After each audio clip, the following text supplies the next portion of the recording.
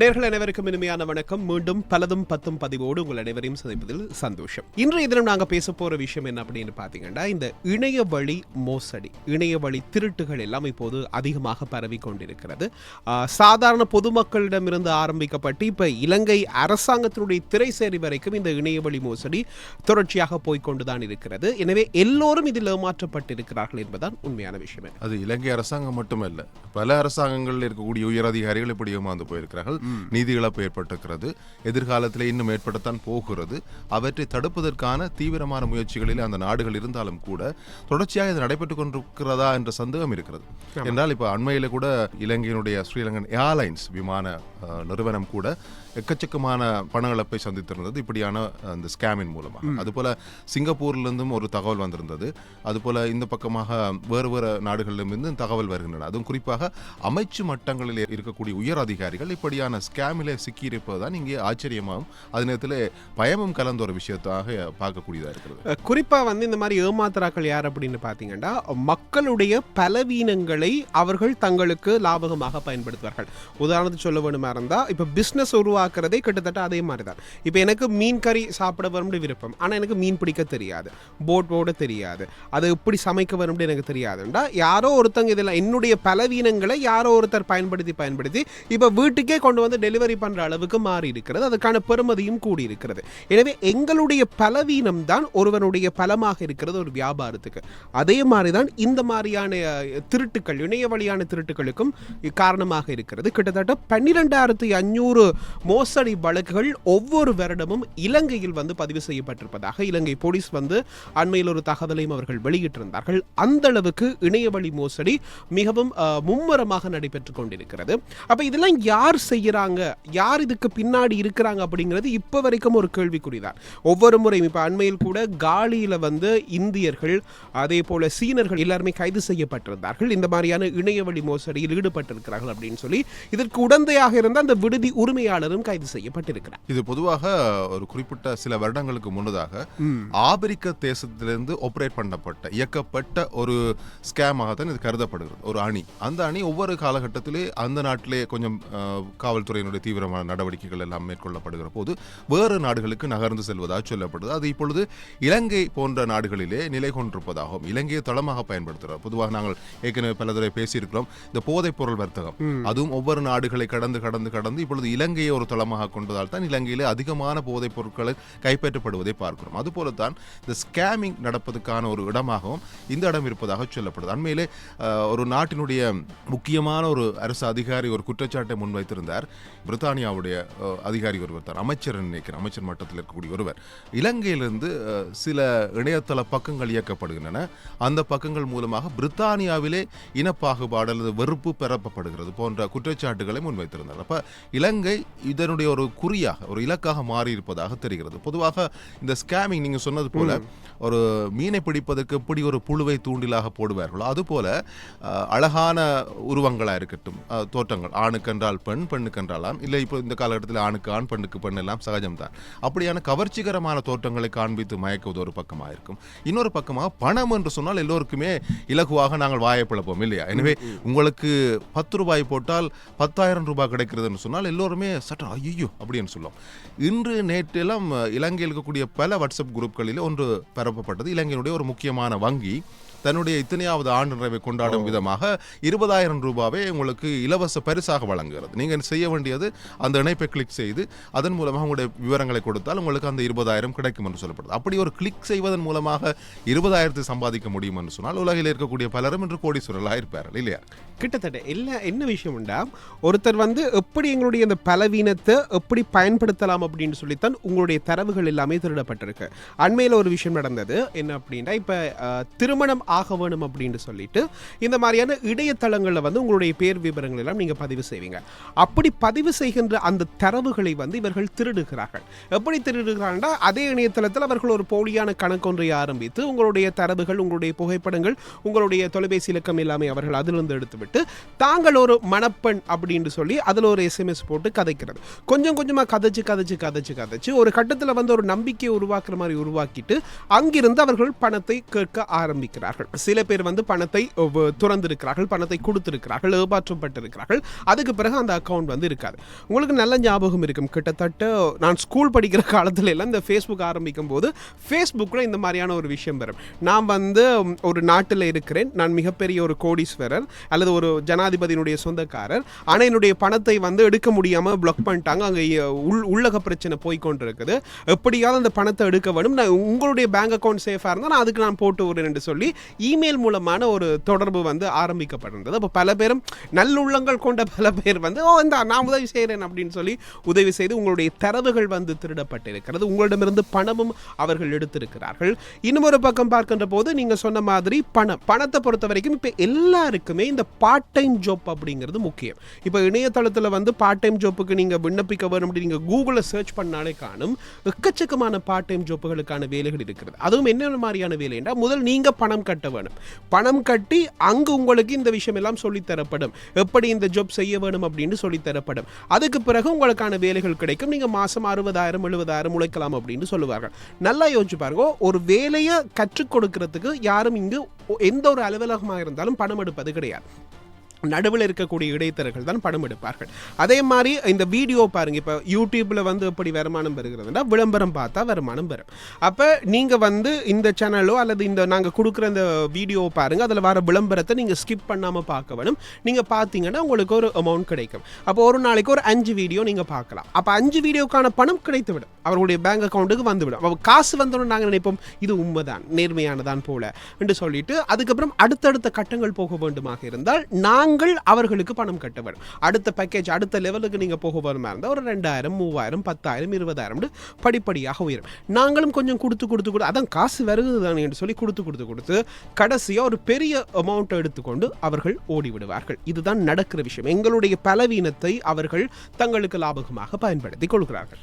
இன்னும் சில மோசடிகள் ஏற்கனவே நடந்திருந்த பல நாடுகளில் நடக்கும் போது அதை பார்க்கிற அல்லது அறிகிற செய்திகள் ஊடகங்களோட அறிகும் போது நாங்கள் கொஞ்சம் அலர்ட் ஆயிருக்கோம். ஆமா, ஆனால் எல்லோருக்குமே அந்த செய்திகள் போய் சேராது. இலங்கையில் எப்படியான விஷயங்கள் நடந்ததுன்னு சொன்னால் நீங்கள் சொன்ன அதே மாதிரியான ஸ்கேம் தான். அதாவது வங்கியிலே உங்களுக்காக நீங்கள் வந்து அதிர்ஷ்டசாலியாக தெரிவாகி இருக்கிறீர்கள், உங்களுக்கு இத்தனை மில்லியன் ரூபாய் டாலர்லே கிடைத்திருக்கிறது, அந்த டாலரை உங்களுக்கு ரிலீஸ் செய்ய வேண்டும் என்று சொன்னால் நீங்கள் 1,00,000 ரூபாய் பணம் இந்த வங்கி கணக்கில் கட்ட வேண்டும் என்று சொல்லப்படும். பலர், குறிப்பாக இலங்கையின் வடபகுதி கிழக்கு பகுதியில் இருக்கக்கூடிய தமிழ் பிராந்தியங்களை சேர்ந்த பலர் இப்படி பணத்தை கொடுத்து ஏமாந்திருக்கிறார்கள். அதில் சில இடங்களிலே வங்கியின் மூலமாக கட்ட வேண்டும், சில இடங்களில் ஈஸி கேஷ் என்று சொல்லக்கூடிய மொபைல் பரிமாற்றம் மூலமாக கட்ட வேண்டியிருந்தது, சிலரிடம் நேரடியாகவே பணத்தை வாங்கியிருக்கிறார்கள். அதுக்காக சிலர் யாழ்ப்பாணத்திலிருந்தெல்லாம் தங்களுடைய நகைகளை எல்லாம் கொண்டு வந்து கொழும்பிலே சூட்கேஸிலே பணத்தை வைத்து அவர்களிடம் கொடுத்து ஏமாந்த பலரும் நாங்கள் பார்த்திருக்கிறோம். இப்போ பிரித்தானியா, பிரான்ஸ், அதோடு ஐரோப்பிய நாடுகள் பலவற்றிலும் இப்போது நடக்கக்கூடிய ஸ்கேமிங் என்று பார்த்தோம்னு சொன்னால் முதியவர்களை குறிவைத்து இந்த ஸ்கேமிங் நடக்கிறது. அதாவது வீடுகளுக்கு தொலைபேசி அழைப்பு வேறு. இப்போ தொலைபேசி அழைப்புகளை கூட மாற்றக்கூடிய வாய்ப்பு இருக்கிறது. உதாரணமாக 119 என்பது அவசர இலக்கம் போலீசுடைய என்று சொன்னால் அதே போன்ற இலக்கத்திலிருந்து உங்களுக்கு டயல் செய்யக்கூடிய வாய்ப்பினை இந்த இணைய வழிமுறைகள் இப்பொழுது கொடுக்கின்றன. எனவே அவர்கள் அங்கிருந்து அழைப்பினை மேற்கொண்டு நாங்கள் காவல்துறையிலிருந்து பேசுகிறோம், உங்களுடைய வங்கியில் இருக்கக்கூடிய பணம் அல்லது உங்களுடைய வீட்டில் இருக்கக்கூடிய நகைகள் போன்றவை பாதுகாப்பில் இல்லாமல் இருக்கின்றன. எனவே உங்களுடைய அந்த நகைகளை நம்முடைய காவல் அதிகாரி உங்கள் வீடுகளுக்கு வருவார், அவரிடம் ஒப்படைங்கள், அவர் பத்திரமாக காவல் அலுவலகத்துக்கு கொண்டு வந்து வைத்துவிட்டு உங்கள் வீட்டிலே கொள்ளை நடிக்கக்கூடிய சாத்தியம் இருப்பதால் அந்த காலப்பகுதி கடந்ததும் பத்திரமாக மீள கொண்டு வந்து தருவார்னு சொல்கிறார்கள். முதியவர்களுக்கு அது ஒரு அச்சத்தை ஏற்படுத்தும். அவர்கள் யாரையும் உடனடியாக தொடர்பு கொண்டு விசாரிக்க மாட்டார்கள், உடனடியாக சரி என்று சொல்வார்கள். காவல்துறை உடை அணிந்த ஒருவர் வருவார், வந்து அவரிடமிருந்து இந்த நகைகளை வாங்கி அல்லது பணத்தை பெற்றுக்கொண்டு சென்று விடுவார். யார் வந்தார் யார் போனார் என்று தெரியாது. ஆக காவல்துறை மீண்டும் மீண்டும் அறிவிக்கிறது, இப்படியான தேசங்களிலே காவல்துறை இப்படியான பணிகளை செய்வதில்லை. எனவே நீங்கள் தயவு செய்து யார் வந்தாலும் உங்களுடைய விவரங்களை கொடுக்காதீர்கள், கிரெடிட் கார்டு அட்டை வங்கி அட்டைகளை கொடுக்காதீர்கள், உங்களுடைய சொத்துக்கள் பொருட்கள் எந்த விஷயத்தையும் ஆவணத்தையும் கொடுக்காதீர்கள் என்றால் காவல்துறை இதை ஒரு நாளும் செய்யாது. அப்படி செய்வதாக இருந்தால் நீதிமன்ற உத்தரவோடு தான் உங்களை அவர்கள் அணுகுவார்களே தவிர நேரடியாக காவல்துறை இப்படியான செயற்பாடுகளில் ஈடுபடுவதில்லை என்பதை மீண்டும் மீண்டும் அறிவுறுத்துகிறார்கள். இதை வந்து பார்த்து கொண்டிருக்கக்கூடிய புலம்பெயர் உறவுகள் அல்லது புலத்தில் இருக்கக்கூடிய உறவுகள் உங்களுடைய மூத்தவர்கள் யாராவது இருந்தால் நிச்சயமாக அவர்களுக்கு இதை அறியத்தாருங்கள். இது பெரியவர்களை மையப்படுத்திய ஒரு மோசடி. ஆனா சிறுவர்களை மையப்படுத்திய மோசடியும் இருக்குது. எப்படின்னா கேம் ஆன்லைன்ல வந்து நாங்கள் கேம் விளையாடுறோம், சின்ன பிள்ளைகள் வந்து கேம் விளையாடுகின்ற போது ஒரு கட்டத்துக்கு பிறகு அடுத்த கட்டத்துக்கு போக வேண்டுமாக இருந்தால் வங்கியில வந்து வங்கி அட்டைகளை போட்டு ஆன்லைன்ல வந்து அவங்க பர்ச்சேஸ் பண்ணலாம். ஆனா சில விளையாட்டுகள் பர்ச்சேஸ் பண்ணும்போது அந்த லெவல் எங்களுக்கு கிடைச்சிடும். ஆனால் இவர்கள் போலியாகவே ஒரு கேம் சைட்டை உருவாக்கி அதை சிறுவர்களுக்கு அடிமைப்படுத்துகிற மாதிரி அடிமைப்படுத்திட்டு அடுத்த கட்டம் போகிறதுக்கு $1 அல்லது ஒரு சதக்கணக்கு அப்படின்னு வச்சுக்கொள்ள, சதக்கணக்கு நீங்கள் எடுக்க வேண்டும்னா பிள்ளைகள் வந்து தன்னுடைய அப்பாவுடைய கிரெடிட் கார்டோ அல்லது பேங்கோடைய கார்டு எல்லாமே அங்கே போடும்போது அவர்கள் போலியாக உருவாக்கின அந்த இணையதளம் மூலமாக சிறுவர்கள் மூலமாகவே உங்களுடைய வங்கி கணக்கு, அப்பா அம்மாவுடைய வங்கி கணக்கு எல்லாமே அவர்கள் எடுத்துக்கொள்கிறார்கள். எடுத்துக்கொண்டு ஒரே நேரத்தில் வந்து அவர்கள் ஒட்டுமொத்த பணத்தையும் எடுத்துக்கொள்ளக்கூடியதாக இருக்கிறது. சில நேரங்களில் ஓடிபி இலக்கங்கள் இல்லாமல் கூட சில பேர் வந்து வங்கி சேவையை பயன்படுத்துவதை இப்போ நாங்கள் பார்த்து கொண்டிருக்கிறோம். அப்படி இல்லை, ஓடிபி கண்டிப்பாக தேவைப்படுகிற பட்சத்தில் வந்து அதையும் அவர்கள் எடுத்துக்கொள்கிறார்கள். எப்படி அப்படின்னா, வங்கியிலிருந்து பேசுவது போல அல்லது வங்கியிலிருந்து எஸ்எம்எஸ் பண்ணுவது போல போவார்கள். நாங்கள் எங்களுடைய சிஸ்டம் வந்து லாக் அவுட் ஆகிட்டு, எனவே நீங்கள் ஃபர்ஸ்ட்லேருந்து திருப்பி நீங்கள் லாகின் பண்ண வேணும் அப்படின்னு சொல்லி ஒரு லிங்க் கிளிக்கா நாங்கள் உடனே அந்த லிங்கை கிளிக் பண்ணும்போது ஒஃபிஷியலாக அந்த இணையதளம் எப்படி இருக்குமோ அதே மாதிரி தான் அந்த அவர்கள் உருவாக்கிய போலி இணையதளமும் இருக்கும். அதுக்குள்ளே போயிட்டு நாங்கள் எங்களை யூசர் நேம், எங்களுடைய பாஸ்வேர்ட் அதே மாதிரி எல்லா தகவல்கள் எல்லாம் போடும்போது அதை அவர்கள் பிரதி எடுத்து அட் த சேம் டைம் அதே நேரத்தில் வந்து உத்தியோகபூர்வமான இணையதளத்துக்குள்ள அவர்கள் போய் ஓடிபி அடிக்கும்போது உங்களுக்கு வேற ஓடிபியை நீங்களே அறியாமல் அங்கே கொடுப்பீங்க. அதை எடுத்துக்கொண்டு அவர்கள் பல மோசடிகளில் ஈடுபட்டிருக்கிறார்கள். இது இலங்கையில் மட்டுமே கிடையாது, பல உலக நாடுகள் இந்த மாதிரியான மோசடி நடைபெற்று கொண்டிருக்கிறது. அதே போல இன்னும் ஒரு விஷயம் மிக முக்கியமாக நாங்கள் பார்க்க வேண்டியதாக இருக்கிறது, பலவிதமான மோசடிகள். அதாவது வேலை வாய்ப்பாக இருக்கட்டும் அல்லது ஒரு முதலீடு செய்வது, இந்த முதலீடு செய்தால் அதன் மூலமாக உங்களுக்கு அதிகக்கூடிய பணம் கிடைக்கும், இப்படி நீங்கள் முதலீடு செய்யலாம் அப்படின்ற ஒரு விஷயம். இப்போ எங்களுக்கே தெரியாது இந்த கிரிப்டோ கரன்சி அப்படின்ற வார்த்தைகள், அது சொன்னாலே அது கூட காசு வரக்கூடிய விஷயம் தான் அப்படின்றலாம் நாங்கள் நினைத்து கொண்டிருக்கிறோம். அப்படியும் பணம் உழைப்பதற்கான வேலைகளை வந்து திருட்டுத்தனமான சில விஷயங்களில் இந்த மாதிரியான கைவர்கள் ஈடுபட்டு கொண்டிருக்கிறார்கள்.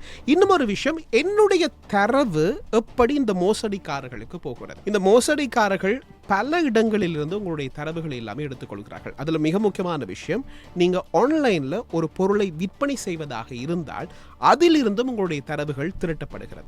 அதாவது நீங்கள் ஒரு பொருளை வந்து விற்கிறதுக்காக போடுறீங்க, ஒருத்தர் வந்து ஃபோன் பண்ணி பார்க்குறாரு, எனக்கு இந்த பொருள் பிடிச்சிருக்குது, இந்த பொருளுடைய விலை என்ன, இவ்வளவுதான் தொகை, சரி ஓகே நான் வங்கி மூலமாக உங்களுக்கு நான் ட்ரான்ஸ்ஃபர் பண்ணுறேன், உங்களுடைய பேங்க் அக்கௌண்ட்டை தாங்கும் அப்படின்னு கேட்பாங்க. அப்போ நாங்களும் பேங்க் அக்கௌண்ட்டை கொடுக்கும்போது அதை அவர்கள் ஹேக்கர் மூலமாகவோ அல்லது அதை அவர்கள் இந்த கணக்குக்கு போடுகின்ற போதோ ஓடிபி வரும். சில பேர் அந்த ஓடிபியை கேட்கின்ற போது கொஞ்சம் அறிவிருப்பவர்கள் வேண்டாம் என்று தப்பித்துக் கொள்கிறார்கள். ஆனால் சில பேர் அந்த ஓடிபியையும் கொடுத்து விடுகிறார்கள், பணம் பெறத்தானே வேண்டும், ஒருவேளை அதுக்கு தான் கேட்கிறார்கள் போல அப்படின்னு சொல்லி கொடுத்து விடுகிறார்கள். இதன் காரணமாக உங்களுடைய தரவுகள் திரட்டப்படுகிறது, வங்கியினுடைய கணக்குகள் போகிறது. அதே மாதிரி வாட்ஸ்அப்பை பொறுத்த வரைக்கும் திடீரென்று ஒரு கால் இலங்கை முக்காவாசி பேருக்கு வந்திருக்கும். இப்படி வந்து நான் உங்களை எந்த வாட்ஸ்அப் நம்பர் கொடுக்கறதுக்கு பதிலாக உங்களை வாட்ஸ்அப் நம்பர் கொடுத்துருங்க, கடைசி நம்பர் மாறிட்டு ஓடிபி வந்திருக்கும், ஒரு எனக்கு தாரீங்களா அப்படின்னு. நாங்களும் அவங்கள்ட்ட நம்பர் தானே மாறி வந்துடுன்னு சொல்லி திடீரென்று யோசிக்காம அந்த ஓடிபியை சொல்லி விட்டுரும். நல்லா யோசிச்சு பாருங்க, உங்களுடைய இலக்கத்துக்கு வரக்கூடிய அந்த ஓடிபி வந்து உங்களுடைய இலக்கத்துக்கான வாட்ஸ்அப்.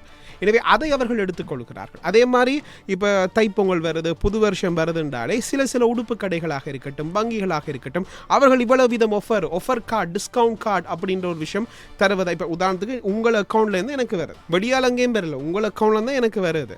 அப்போ நான் அதை பார்க்குறேன், ஓகே பிரதீபண்ண எனக்கு தந்திருக்கிறார் கிறிஸ்மஸுக்கு, அவர் தந்திருக்கான்றது உண்மையாக தான் இருக்குன்னு சொல்லிட்டு கண்மூடி நான் கிளிக் பண்ணுறேன்.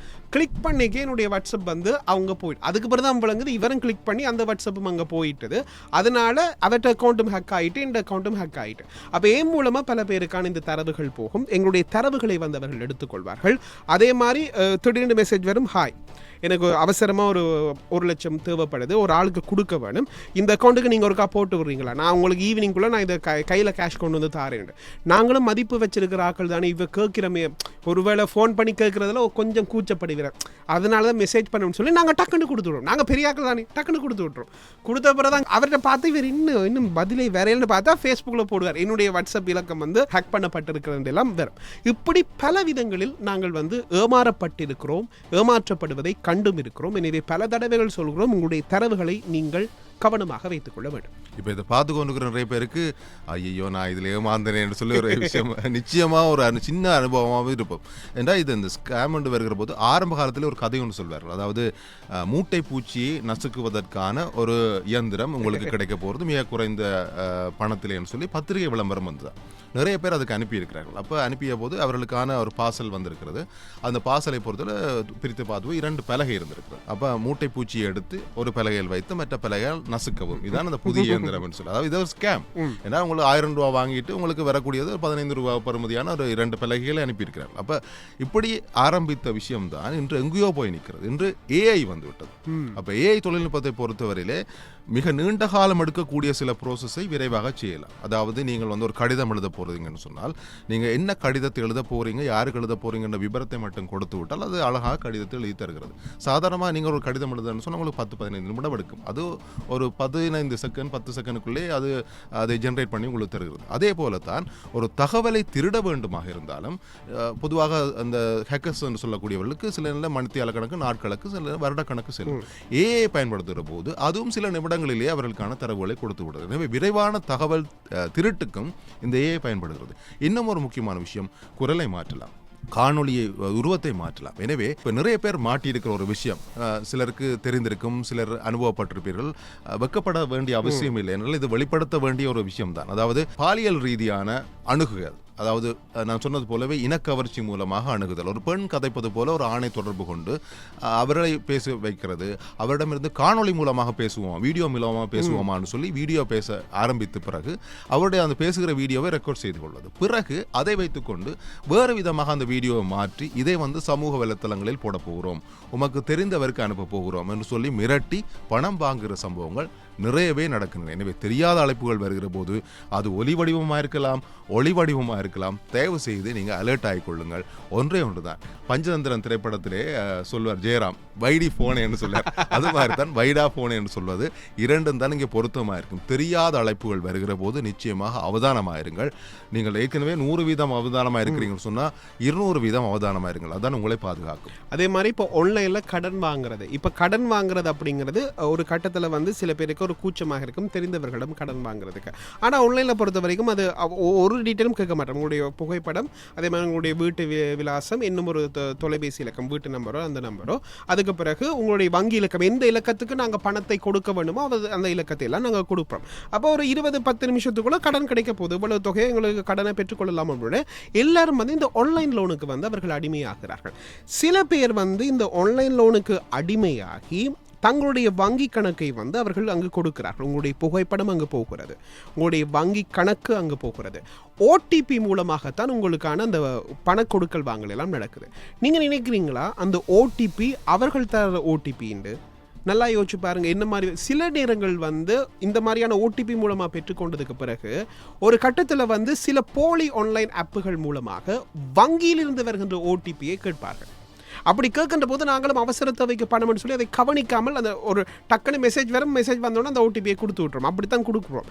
அப்படி கொடுக்கின்ற போது உங்களுடைய வங்கி கணக்கு திருடப்படுகிறது. இன்னும் ஒரு பக்கம் சில பேர் யோசிக்கிறது, எந்த ஜிமெயில் ஹேக் ஆனா எனக்கு என்ன, அதில் ஒன்றுமே இல்லை, இப்போ ஹேக் ஆனால் என்ன நடக்க போகுது அப்படின்னு சொல்லி நாங்கள் யோசிப்போம். நான் உதாரணத்துக்கு சொல்கிறேன், இது நடந்திருக்கிறது, இங்கு இல்லை, வெளிநாடுகளில். இப்போ உங்களுடைய ஜிமெயில் அக்கௌண்ட்டை வந்து ஒருத்தர் ஹேக் பண்ணிட்டார், இனி நீங்கள் லொகின் பண்ண முடியாமல் இருக்குது. இப்படி இருக்கும்போது அந்த ஜிமெயில் அக்கௌண்ட்டில் இருந்து அமெரிக்க ஜனாதிபதி டொனால்ட் ட்ரம்ப்புக்கு கொலை மிரட்டல் விடுத்தா போலீஸை அரைப்பிடிக்கும். போலீஸ்ன்னு சொல்ல முடியாது, அமெரிக்காவுடைய FBI வந்து அரைப்பிடிக்கும்.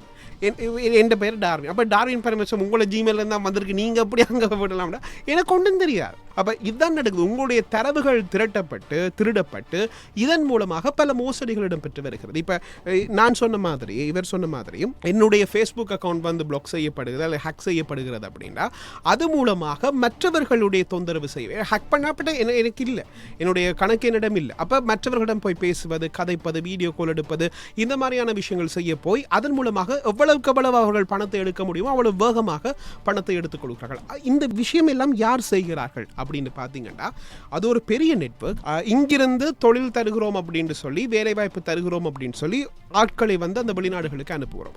அங்கு போனால் தான் தெரிகிறது அவர்கள் கட்டாயப்படுத்தப்பட்டு அவர்கள் வந்து சிறை வைக்கப்படுவது போல, நீங்கள் இது செஞ்சே ஆக வேணும் என்று சொல்லி மிரட்டப்பட்டு அவர்கள் இங்கு செய்கிறார்கள். இலங்கையிலிருந்து பல இளைஞர்கள் இந்த மாதிரியான போய் அங்கு நின்று அதுக்கு பிறகு இந்த அரசாங்கம், NPP அரசாங்கம் அந்த நாட்டிலுடன் எல்லாம் பேசி அவர்களை பாதுகாப்பாக மீட்டு வந்திருக்கார்கள். இதன் மூலமாக அங்கு என்ன மாதிரியான ஏமாற்று பேர் வழிகள் நடந்திருக்கிறது போன்ற பல விஷயங்களும் கூட அரசாங்கத்துக்கு வந்திருக்கு. எனவே இந்த மாதிரியான விஷயம் உங்களுக்கு நடக்கிறது அப்படின்னா நாங்கள் ஃபோனை கட் பண்ணுறதோடு மட்டும் இல்லாமல் இதை போலீஸிடம் சென்று நீங்கள் முறைப்பாடு செய்வதன் மூலமாகவோ அல்லது நீங்கள் ஒரு ஃபேஸ்புக்கில் ஒரு போஸ்ட் போடுறது மூலமாகவோ இது போன்ற ஒரு விஷயம் இன்னும் வராமல் இருக்கிறதுக்கு நல்ல உதாரணமாக இருக்கும். இன்னும் ஒரு விஷயம், ஊடகவியலாளர்களுடைய வாட்ஸ்அப் குரூப் ஒன்று அண்மையில் வந்து இதே மாதிரி தரவுகள் வந்து அப்படியே போனது. எல்லா ஊடகவியலாளர்களுக்கும் கோல் வருது அப்படின்னா நாங்கள் மீடியா ஒர்க் ஷாப் செய்ய போகிறோம், அந்த ஒர்க் ஷாப்புக்கு நீங்கள் இணைந்து கொள்ள வேணுமா, உங்களுடைய நம்பருக்கு ஒரு ஓடிபி வந்திருக்கும், அந்த ஓடிபி நம்பரை எங்களுக்கு தாங்க அப்படின்னு சொல்லும். ஓடிபி நம்பரை பார்த்தா அது வாட்ஸ்அப்புக்கான ஓடிபி, எங்களுடைய வாட்ஸ்அப்பை இன்னொரு ஃபோனில் செய்கிறதுக்கான ஓடிபி தான் வந்திருக்கு. எனவே அப்படி சில ஊடகவியலாளர்கள் கொடுத்திருக்கிறார்கள். பல ஊடகவியலாளர்கள் அதில் தெளிவு அடைந்து இந்த நம்பர் வந்து எனக்கு வந்திருக்கு, அதுவும் வெளிநாட்டு அழைப்பு வந்திருக்கிறது, மக்களே கொஞ்சம் கவதானமாக இருங்கள் அப்படின்னு சொல்லப்பட்ட பல விஷயங்களை நாங்களும் பார்த்திருக்கிறோம். நாங்கள் பேசிக்கொண்டிருக்கிற விஷயங்கள் தொழில்நுட்ப ரீதியாக தெரிந்த பலருக்கு பரிச்சயமான விஷயங்கள் தான். இதை விட அவர்களுக்கு இன்னும் டீப்பாக தெரியும். நாங்கள் பொதுவாக எல்லோருக்குமே புரிய வைக்கக்கூடிய வகையில் எங்கள் அனுபவத்தையும் மற்றவர்கள் கிடைக்கக்கூடிய செய்திகளையும் பகிர்ந்து கொண்டிருக்கிறோம். இது வந்து டார்க் வெப் என்று சொல்லக்கூடிய சாதாரணமாக நாங்கள் பயன்படுத்துகிற இணையதளங்களை தாண்டிய ஒரு பரப்பிலே தான் இது இயங்குகிறது. அங்கிருந்து தான் இது இப்படியான விஷயங்கள் முன்னெடுக்கப்படுகின்றன. பொதுவாக எந்த பெரிய இணைய சமூக வலைத்தளமாக இருக்கலாம் அல்லது இவர் சொன்னது போல ஜிமெயில் போன்ற சேவைகளை வழங்கக்கூடிய தளங்களாக இருக்கலாம், எல்லாவற்றிலையுமே ஏதாவது சின்ன குறைபாடுகள் இருக்கும். அந்த குறைபாடுகளுக்குள்ளால் அந்த ஓட்டைகளுக்குள்ளால் அவர்கள் நுழைந்து விடுவார். நுழைந்து இந்த தரவுகள் திருடப்படுகின்றன. அப்படி திருடப்பட்ட தரவுகள் அந்த டார்க் வெப் என்று சொல்லக்கூடிய தளங்களிலே பகிரங்கமாக பகிரப்படும். என்றால் அவர்களுக்காக ஒரு விளையாட்டு. சிலர் வந்து இந்த நீங்க சொன்னது போல பண நோக்கம் அல்லது ஒரு அடிமைப்படுத்துகிற நோக்கம் இப்படியான விஷயங்கள் இருக்கும். சிலருக்கு இது ஒரு விளையாட்டு. அப்போ அவர்கள் என்ன செய்வார்கள், தாங்கள் படித்த என்ன ஹேக்கிங் என்பதும் ஒரு தனியான ஒரு கற்கை நெறியாக இருக்கிறது என்று பல நிறுவனங்கள் ஹேக்கர்ஸையும் வேலைக்கு அமர்த்துகின்றன. எனவே அப்படியாக அவர்கள் என்ன செய்யறான்னு சொன்னால், இப்போ தரவுகள், இப்போ என்னுடைய தரவு பிரதீப்புடைய மொபைல் நம்பர், வீட்டு அட்ரஸ், துணைவியாருடைய நம்பர், மற்றது பிள்ளைகளுடைய பெயர், விவரங்கள் எல்லாவற்றையும் ஹேக் செய்து விட்டால் ஏதாவது ஒரு தளத்தில் இருந்தேன்னு சொன்னால் அவற்றை அப்படியே அந்த டார்க் வெப்பில் போட்டு வைப்பார்கள். எனவே அது வந்து இப்போ ஒரு ஓப்பன் சோர்ஸ் மாதிரி எல்லாருமே எடுத்து பயன்படுத்தக்கூடிய ஒரு ஏனைய திருட்டு கும்பல்கள் எல்லாம் பயன்படுத்தக்கூடிய மாதிரி வந்துவிடும். எனவே தான் நாங்கள் அலர்ட்டாக இருக்க வேண்டும். அண்மையில் கூட பல சர்வதேச நிறுவனங்களிலிருந்து தரவுகள் திருடப்பட்டதாக அவர்கள் ஒப்புக்கொண்டிருக்கிறார்கள். பல வழக்குகளை நீங்கள் எடுத்து பார்த்தால் தெரியும். சமூக ஊடகங்கள் அல்லது இப்படியான சேவைகளை வழங்குகின்ற இணையதளங்கள் மீது பயனர்கள் சில வழக்குகளை பதிவு செய்து என்னுடைய தரவு திருடப்பட்டிருக்கிறது, எனவே எனக்கு நட்ட வீடு கிடைக்க வேண்டும் என்று சொல்லி மிக பிரபலமான தளங்கள் மீது எல்லாம் அவர்கள் வழக்கை போட்டு நஷ்டத்தை பெற்றிருக்கிறார்கள். அப்படியெல்லாம் அந்த பக்ஸ் இருக்கின்றன, எல்லா இடமும் அந்த பிரச்சனை இருக்கிறது. எனவே அந்த ஓட்டைக்குள்ளால் யாரும் நுழையலாம். அவர்கள் குறிப்பாக இந்த ஹேக்கர்ஸ் அல்லது இந்த இணையத்தின் ஊடாக குற்றச்செயல்களில் ஈடுபடுபவர்கள் நுழையலாம் என்பதை நீங்கள் நிச்சயமாக புரிந்து கொள்ள வேண்டும். எனவே ஒவ்வொரு விடயத்திலும் அவதானமாக இருக்க வேண்டும். என்றால் நாங்கள் பொதுவாக எங்களுக்கு வீதியில் போனால் விபத்து ஏற்படக்கூடிய வாய்ப்பு இருப்பது என்பது எங்களுக்கு தெரியும். உணவை நாங்கள் சாப்பிடுகிற போது சரியான உணவை தேர்ந்தெடுக்காவிட்டால் ஒவ்வாமை வரும் என்பது தெரியும். அதுபோலவே இணையத்தினூடாக அல்லது மொபைல் மூலமாக நாங்கள் பயனர்களாக இருக்கிற போது நிச்சயமாக அங்கே ஆபத்து இருக்கிறது என்பதையும் நாங்கள் கவனித்துக் கொள்ள வேண்டும். இன்னொரு முக்கியமான விஷயம், மொபைலை நாங்கள் பயன்படுத்துகிறோம். சில மொபைல் அப்ளிகேஷன் வந்து சட்டவிரோதமானவையாக இருக்கும் அல்லது இப்படியான ஹேக்கர்ஸுக்கு துணை போவையாக இருக்கும். நீங்கள் சொன்னது போல் அந்த கேமாக இருக்கட்டும் அல்லது வேறு வேறு விஷயங்களாக இருக்கட்டும், சமூக ஊடகங்கள் கூட அப்படியான இலவசமாக நாங்கள் இதை வழங்குறோம்னு சொன்னால் நாங்கள் ஒருக்கா டவுன்லோட் பண்ணி ஒருக்கா டெஸ்ட் பண்ணி பார்ப்போம். அதுக்குள்ளே இருந்து வரக்கூடிய அந்த ட்ரோஜன் ஹோஸ் என்று சொல்லக்கூடிய சின்ன சின்ன நுணுக்கமான விஷயங்கள் நம்முடைய மொபைலுக்குள்ளோ அல்லது நம்முடைய கணினிக்குள்ளோ நுழைந்து விடும். அவை என்ன செய்யும்னு சொன்னால் உள்ளே இருந்து கொண்டு நாங்கள் செய்கிற அத்தனை பணிகளையும் நம்முடைய தரவு நாம் ஒன்று டைப் பண்ணுறோம், டாவின் பரமசிவம் என்று சொல்லி நான் டைப் பண்ணுறேன்னு சொன்னால் அந்த டேட்டா அங்கே போய்கொண்டே இருக்கு. நாங்கள் என்ன செய்கிறோம், அதாவது வீட்டுக்குள்ளே ஒரு 10 சிசிடிவி கேமரா பூட்டி வைத்து விட்டு எங்களை கண்காணிப்பது போல அத்தனை விஷயங்களும் போய்கொண்டே இருக்கும். எனவே நீங்கள் வந்து ஆத்தரைஸ்ட் என்று சொல்லக்கூடிய மென்பொருட்களை தவிர ஏனைய மென்பொருட்களை நீங்கள் நிறுவாமல் இருப்பது, உங்களுடைய கணினியோ அல்லது மொபைலோ நிறுவாமல் இருப்பது மிக முக்கியமானது. இதில் இன்னொரு விஷயம் இருக்கு. ஒரு பிரபலமான ஓடிடி தளம் உண்டு, அந்த தளத்தில் நடந்த ஒரு குற்றம், அந்த பிரபலமான ஓடிடி தளத்தில் வந்து சந்தாதாரர்களாக போக வேணும். அப்போ சந்தாதாரர்களாக போகிறதுக்கான சப்ஸ்கிரைப் அப்படிங்கிற விஷயத்தை கிளிக் பண்ணிக்க வந்து நாங்கள் நினைக்கிறோம் அந்த இணையதளத்துக்கு போகிறோம்னு சொல்லி, ஆனால் அதை அவர்கள் உருவாக்கிய ஒரு போலி இணையதளத்துக்கு போயிட்டு அங்கே பார்த்தா விலையெல்லாம் குறைவாக இருக்கும். அதாவது அந்த மாதம் நாங்கள் கட்டுறதே அங்கே வருஷத்துக்கு ஆஃபர் ஒன்று போயிருக்கு, உங்களுக்கு இந்த ஆஃபர்ன்னு சொல்லி நாங்கள் உடனே அந்த மாதத்துக்கு கட்டுறதை வருஷத்துக்கு கட்டும்போது ஓடிபியும் வருது. ஓடிபியும் கொடுத்த பிறகு திருப்பி போய் பார்த்தா திருப்பி முதல்ல இருந்து சப்ஸ்கிரைபர் கேட்குறாங்க. அப்போ என்னடா இது நடந்திருக்கு அப்படின்னு பார்த்தா இவர்கள் அந்த ஓடிடி தளம் போல இருக்கிற அந்த ஓடிடி தளத்தில் இருக்கக்கூடிய அந்த சப்ஸ்கிரைப் கிளிக் பண்ண உடனேயே அது இவர்களுடைய இணையதளத்துக்கு போவது போல மாற்றப்பட்டிருக்கிறது. அதுக்கு பிறகுதான் பல முறைப்பாடுகள் வந்ததுக்கு பிறகு உடனடியாக அந்த இணையதளம் தங்களுடைய மன்னிப்பும் கோடி அதே மாதிரி கொடுத்த பணத்தை எடுக்க முடியாது. ஆனால் அதுக்கான வழக்குகள் இப்போ வரைக்கும் போய்கொண்டுதான் இருக்கிறது அமெரிக்காவில். இந்த மாதிரியான விஷயங்கள் நடந்து கொண்டிருக்கிறது. இன்னும் ஒரு பக்கம் இந்த விஷயத்தை பார்த்ததுக்கு பிறகு அதே மாதிரியான வேறு படங்களை வந்து நீங்கள் இலவசமாக பார்க்கலாம்னு சொல்லி இணையதளங்கள் எல்லாம் உருவாக்கி இவர்கள் போலியாகவே இந்த மாதிரியான கணக்குகளையும் செய்கிறார்கள். எனவே இதிலிருந்து நீங்கள் பாதுகாப்பாக இருக்க வேண்டுமாக இருந்தால் வெப்பில் நீங்கள் பார்க்குறீங்க அப்படின்னா அதுக்கு முன்னுக்கே அது உங்களுக்கு காட்டுவாங்க இது வந்து பாதுகாப்பற்ற இணையதளம் அப்படின்னு சொல்லி. அந்த மாதிரியான விஷயங்கள் வருகின்ற போது கொஞ்சம் அவதானமாக இருப்பது சிறப்பு. அதே மாதிரியான இந்த டேட்டிங் ஆப்புகள், இப்போ இலங்கையில் வந்து டேட்டிங் ஆப்புகளும் போகிறது, அதே மாதிரி பல விஷயங்களும் போகிறது. இதில் உங்களை ஏமாற்றுவதற்காகவே பலர் இருக்கிறார்கள் அப்படிங்கிறதையும் நீங்கள் முதலில் உணர்ந்து கொள்ள வேண்டும். உங்களை தேடி ஒரு பெண் வருகிறது அல்லது ஒரு ஆண் வருகிறது, சந்தோஷமாக பேசுகிறது, வீடியோ கொடுக்க வாங்குண்டாலே உஷாரா இருந்து கொள்ளுங்கிறத நாங்கள் தெளிவாக சொல்கிறோம். அவ்வளோ டாவின் சொன்ன ஒரு விஷயத்தை கோடிட்டு காட்டி எப்படி இந்த அரசாங்கங்கள் இதுக்குள்ளே மாட்டின என்கின்ற ஒரு விஷயத்தையும் சொல்லி நிறைவு செய்யலாம்னு நினைக்கிறேன். நீங்கள் சொன்னது போல தான், அதாவது இப்போ இலங்கையிலேருந்து பணம் வந்து ஆஸ்திரேலியாவுக்கு அனுப்பப்பட்டிருக்குது. அது எங்கே போச்சுன்னு தெரியாது. எப்படின்னு சொன்னால் அதுக்கான லிங்க் வந்து ஜென்ரேட் பண்ணுவார்கள். அதாவது இப்போ நீங்கள் இதுமையிலே பணம் அனுப்பப்படுவதில்லை, பணம் அங்கே தான் இருக்கும். அதுக்கான ஒரு கட்டளை தான் அனுப்பப்படும். அந்த கட்டளை அங்கே மாற்றி பணமாக்குவார்கள். அதான் முக்கியமானது. அந்த கட்டளை அனுப்புவதற்கான இணையதளம் சரியான இணையதளத்துக்கு இவர் செல்லவில்லை. ஏன்னால் இணைப்பு வரும் இல்லையா, அந்த மின்னஞ்சல்களில் இணைப்பு வந்து கொண்டிருக்கும். அந்த இணைப்புக்கு தான் கிளிக் செய்து அதில் வழக்கமாக அதிலே விவரங்களை கொடுத்து எவ்வளவு பணம் அனுப்ப வேண்டும் என்பதுதான் நாங்கள் செய்கிற விஷயம். உதாரணத்துக்கு நீங்கள் சொன்ன அந்த ஓடிடி தளம் போல மாதம் சந்தாவை புதுப்பிக்க வேண்டும் என்று சொன்னால் உங்கள் இணைப்பு வரும். என்ன செய்வார்னு சொன்னால் அந்த இணைப்பை அதே போன்ற ஒரு தளத்தை நிறுவுவார்கள். இப்போ ஆஸ்திரேலியாவினுடைய அரசாங்க இணையதளம் போலவே இணையதளம் ஒன்றை நிறுவி, அதாவது au.org என்பது அவருடைய இணையதளம், உத்தியோகபூர்வ இணையதளம். இவர்கள் என்ன செய்யறாங்கன்னு சொன்னால் au.org.com வந்து யார் வேண்டுமானாலும் செய்யலாம். இப்போ நானும் என்னுடைய பேரில் செய்து கொள்ளலாம், இவரும் செய்யலாம், அது அரசாங்கங்களுடைய பேரில் செய்யலாம், எல்லா பேர்களிலும் செய்து கொள்ளலாம். எனவே அப்படி ஒரு இணையதளத்தை நிறுவி அதன் மூலமாக மின்னஞ்சலை உருவாக்கி அதன் மூலமாக போலியான இணைப்புகளை உருவாக்கி அனுப்பியிருக்கிறார்கள். அப்போ இங்கே இருக்கக்கூடியவர்களும் அதை பரிசோதிப்பது. அப்போ என்ன செய்ய, லிங்கை கிளிக் பண்ணி அதில் பணத்தை அனுப்புவதற்கான கட்டளை அனுப்பியிருக்கிறார். அங்கே தான் மாட்டியதாக சொல்லப்படுகிறது. இது பல நாடுகளில் நடந்திருக்குது. அப்படியானால் நீங்கள் டாவின் சொன்னது போல எப்படி அந்த இணையதளத்தை உறுதிப்படுத்திக் கொள்வது, நேரடியாக அந்த இணையதளத்துக்கு போவதுதான் சரி. அது உதாரணத்துக்கு gmail.com சொன்னால் நேரடியாக நீங்கள் gmail.comக்கு செல்லுங்கள். வேறு எந்த இணைப்பையும் பயன்படுத்தி அந்த இணையதளத்துக்கு செல்லாதீர்கள்.